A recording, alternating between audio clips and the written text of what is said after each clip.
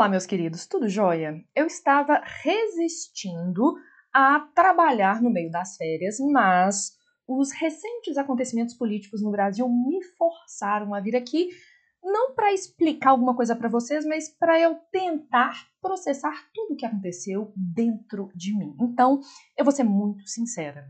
Hoje, o Giro da Jana é uma jornada pessoal em busca da compreensão sobre: meu Deus, a minha tia é uma fascista? Bom, vamos começar conversando sobre esse assunto que é meio polêmico. Primeiro, a gente está falando sim das diversas manifestações bizarras de apoiadores do ex-presidente Jair Messias Bolsonaro que se recusam a aceitar a sua derrota eleitoral para o presidente Luiz Inácio Lula da Silva. A gente teve várias reações violentas, né? A gente teve agora o vandalismo na Praça dos Três Poderes, o ataque à sede dos três poderes da República, o que é muito preocupante, mas a gente já vinha numa série de acontecimentos um pouco chocantes. Eu vou destacar alguns dos meus favoritos, né? A gente teve o patriota do caminhão, a gente teve o pessoal rezando para um pneu de caminhão, a gente teve aqui em Belo Horizonte pessoas tendo ataques histéricos diante do quartel do Exército, ali na Avenida Raja Gabá. Então, assim, as coisas têm andado meio estranhas. E eu vou ser muito sincera, eu resolvi gravar esse Giro da Jana para responder a uma pergunta que está batendo dentro da minha cabeça e que eu coloquei aqui. Elegantemente, eu diria assim: como nós chegamos a esse nível de radicalismo político?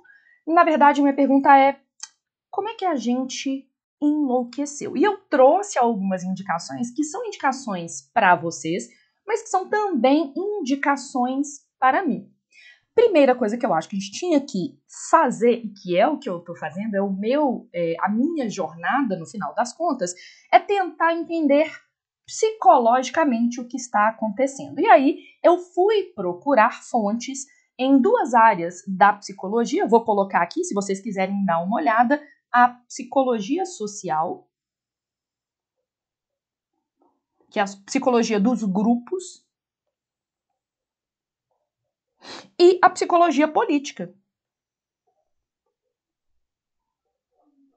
Creio que podem nos ajudar. No que diz respeito à psicologia social, atualmente o que eu estou fazendo é dando uma lidinha em um texto do Freud que fala sobre a psicologia das massas, dos grupos, dos coletivos. Eu até separei para vocês aqui uma imagem desse livro, tá? Para vocês procurarem Psicologia das Massas, do Freud, e eu destaco um trecho desse livro, que é: as massas nunca tiveram sede de verdade. Elas querem ilusões e não vivem sem elas. Constantemente, elas dão ao irreal, ao mentiroso, a procedência, a sobreposição sobre o que é real. São quase tão intensamente influenciadas pela mentira como pelo que é verdade. Tem uma evidente tendência a não distinguir entre as duas, a mentira e a verdade. Então, primeiro caminho, fui lá dar uma olhada na psicologia social via Freud, na psicologia política via George Lakoff. Não sei se vocês já ouviram falar desse autor. Eu o li bastante na faculdade e ele está com um livro novo sobre radicalismo político. Vou colocar a capinha dele aqui para vocês. É o George Lakoff.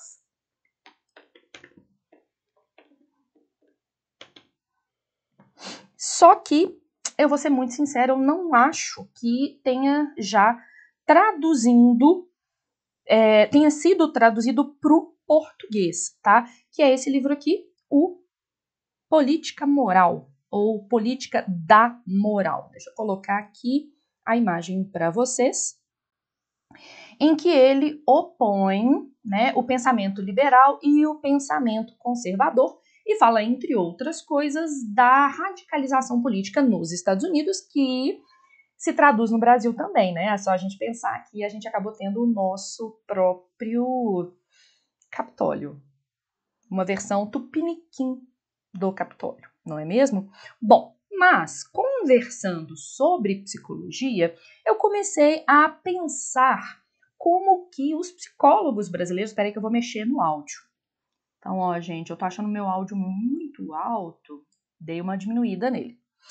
Fui dar uma olhada em como os psicólogos brasileiros fazem uma análise disso tudo que está acontecendo e eu trouxe para vocês uma citação. Vou colocar a citação aqui na tela para ficar mais fácil para a gente. Aqui, ó. Pararam. Os extremismos envolvem, sobretudo, afeto. Uma vez que nos conectamos a um determinado partido ou candidato, fechamos um script sobre ele e, a partir desse script, nós nos mantemos fechados para novas informações recebidas sobre a tal pessoa ou objeto. Isso é uma fala da Andrea Giacomozzi, que é professora do Departamento de Psicologia da Universidade Federal de Santa Catarina. Quando eu li isso, eu me lembrei do fenômeno da psicologia social, que é o viés de confirmação, sobre o qual eu já falei diversas vezes aqui no canal. A gente tem vídeos sobre polarização política aqui também. É a ideia de que eu tendo a acreditar naquilo que confirma a minha visão de mundo pré-existente e a negar os elementos, os indícios, os sinais que contrariam a minha visão de mundo. Então, se eu sou bolsonarista e eu recebo uma denúncia de corrupção em relação ao governo Bolsonaro, eu tendo a naturalmente rejeitar essa denúncia, porque isso ameaça a minha visão de mundo, esse afeto, né? Afeto não só no sentido de gostar, mas dessa paixão, né? Que vem da palavra pathos.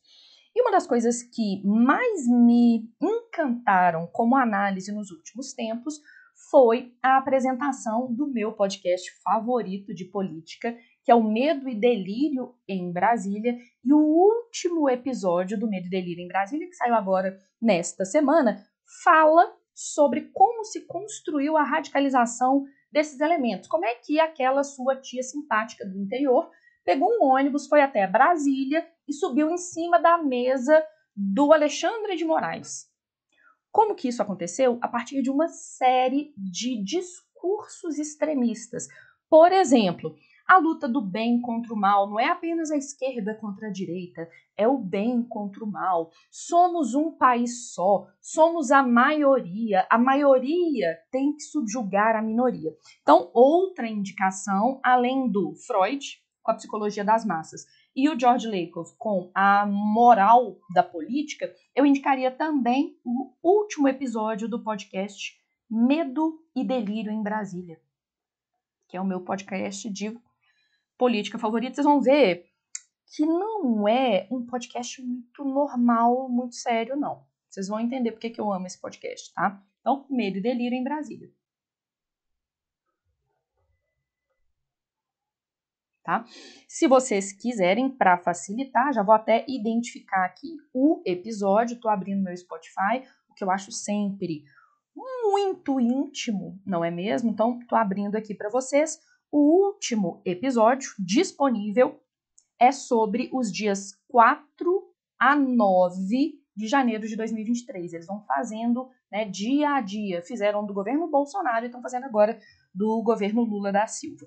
Beleza? Então, temos aqui Medo e Delírio em Brasília e como é que foram criados esses discursos que seduziram essas pessoas. Outra coisa que a gente precisa analisar é o papel da tecnologia nessa história toda. Como é que as bolhas sociais digitais, favorecidas pelos algoritmos, facilitaram a radicalização e foram usadas, manipuladas para gerar essa radicalização.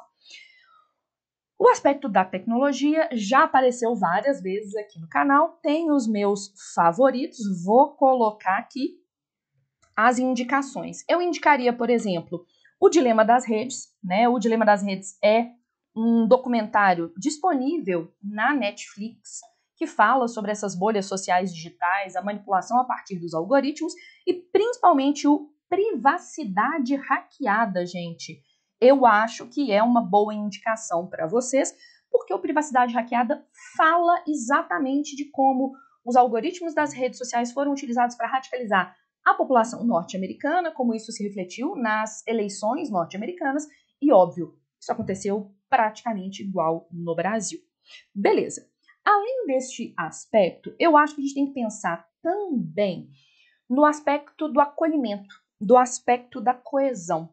Boa parte dos bolsonaristas, não estou falando que todos os radicais, e nem todos os radicais, são pessoas que passaram ou que têm passado por uma exclusão social, por um isolamento social. A gente observa, por exemplo, muitas pessoas idosas. A gente observa membros de minorias, o que para mim é um pouco surpreendente, pessoas das classes baixas. Então, há ali um senso de pessoas que foram deixadas de lado. E a identificação com o bolsonarismo pode servir para construir esse senso de grupo. Eu finalmente faço parte de um todo, eu tenho uma função, eu tenho os meus espelhos, eu tenho os meus colegas, tanto que eles se chamam de patriotas, que é a palavra que os liga como um todo. Então, esse forte sentido de união, de grupo, de coletividade, facilita a radicalização dos indivíduos que sofrem o isolamento social. Vou ser muito sincera,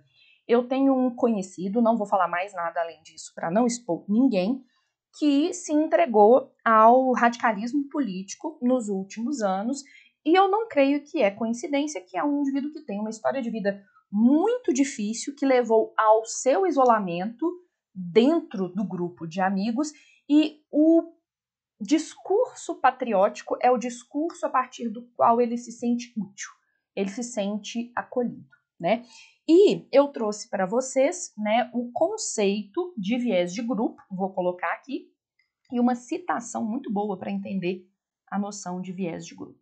Viés de grupo é a tendência de copiar comportamentos e crenças do grupo ao qual a gente faz parte, né? Então, às vezes, a sua tia ela não é fascista, ela só copia o discurso do coleguinha fascista dela. Então, citação para vocês.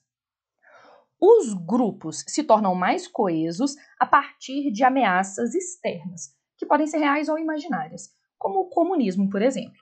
Quando algum grupo social se sente desprivilegiado ou com medo de perder algum privilégio por conta de alguma ameaça, é comum que sintam a necessidade de aderir a um grande líder, o chamado Big Dad, ou seja, o grande pai. Alguém que vai resolver os problemas do grupo, alguém forte com capacidade de enfrentar essa ameaça e defender o grupo, o país, etc. E um dos discursos que a gente vê muito dentro dos radicais bolsonaristas é uma suposta ditadura gaysista, que é uma reação extrema à conquista de direitos pela população LGBTQIAP+.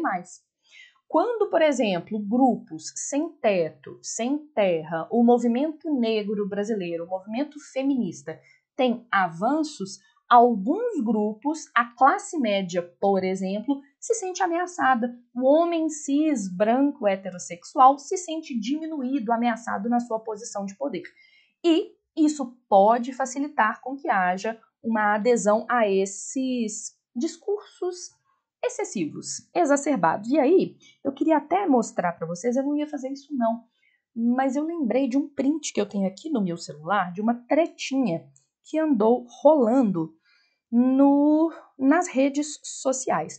O nosso ministro dos Direitos Humanos, o brilhantíssimo Silvio Almeida, fez o seu discurso de posse, e nesse discurso de posse ele falava sobre as pessoas pretas e pardas, as mulheres, as pessoas com deficiência, entre outros grupos minoritários, serem vistos, serem válidos.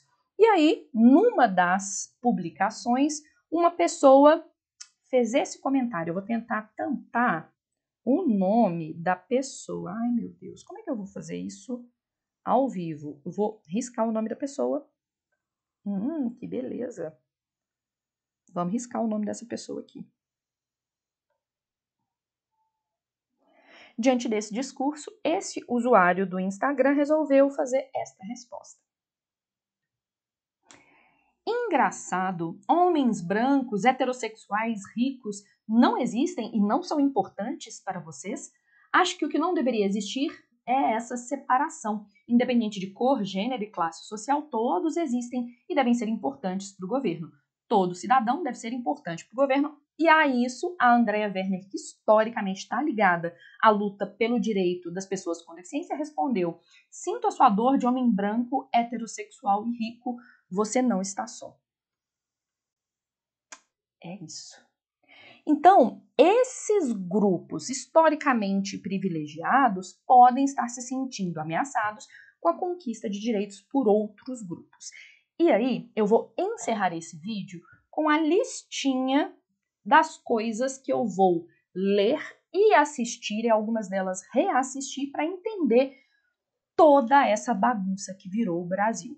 Para entender que minha tia não é fascista, ela só está assustada. Então, quais são as coisas que eu vou ler e que eu sugiro que vocês leiam e que assistam? Como chegamos a esse nível de radicalismo político? Eu vou reassistir ao filme A Onda, que mostra um experimento feito por um professor e que replicou as condições que se desdobraram em algo parecido com o nazifascismo, né? Originalmente é um filme alemão, depois ele foi regravado numa produção norte-americana, tá? Temos a série documental que acabou de ser lançada na Globoplay, que é o extremistas.br. A equipe de jornalistas se disfarçou de extremista bolsonarista e ficou nos acampamentos para entender quem são essas pessoas, quais são os discursos. Eu vou reassistir a série documental Por que Odiamos, que foi produzida pelo Steven Spielberg. E eu estou, neste instante, lendo o Psicologia das Massas, do Freud, além de todas as indicações que eu já tinha dado para vocês. Bom, deixa aqui nos comentários o que você acha, como é que você se sente, se você já leu ou assistiu alguma coisa interessante sobre esse assunto, por quê? Pelo jeito, o Giro da Jana hoje não foi só sobre o que eu estou lendo e assistindo, mas é também sobre o nosso cotidiano e os próximos anos e as batalhas que a gente vai enfrentar. Um beijo e até a próxima!